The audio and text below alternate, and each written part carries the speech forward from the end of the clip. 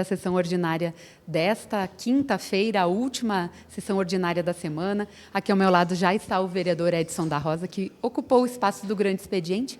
Vereador, o senhor fez um balanço, né? Fez um apanhado de como foi essa viagem a Medellín, lá na Colômbia, a convite da Fundação Marco Polo. Vocês conheceram vários modelos de educação, de inovação. Como é que a gente consegue? Agora a ideia é que esse grupo trabalhe como aplicar, ou se pensar política pública para Caxias do Sul, para se pensar também, e a gente ter daqui a pouco um modelo parecido com o que tem lá na Colômbia? As boas práticas, porque Caxias já tem muita coisa boa. E é uma das coisas que eu falei, nós precisamos começar a falar bem de nós mesmos. Mudanças nas pequenas coisas com muita frequência e repetição.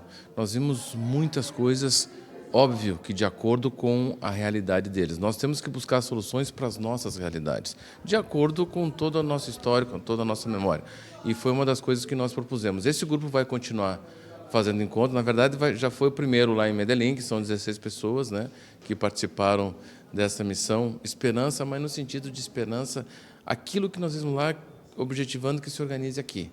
Mas tendo todo esse contexto local de pertencimento, onde as coisas pequenas possam ser feitas. E sim, faremos um grupo de estudo, um núcleo, que agora em agosto nós vamos começar a fazer reuniões para colocarmos em prática, tendo esse cenário de Caxias do Sul, óbvio, né, e trazendo o que nós enxergamos, vivenciamos e verificamos que tem uma potencialidade muito grande.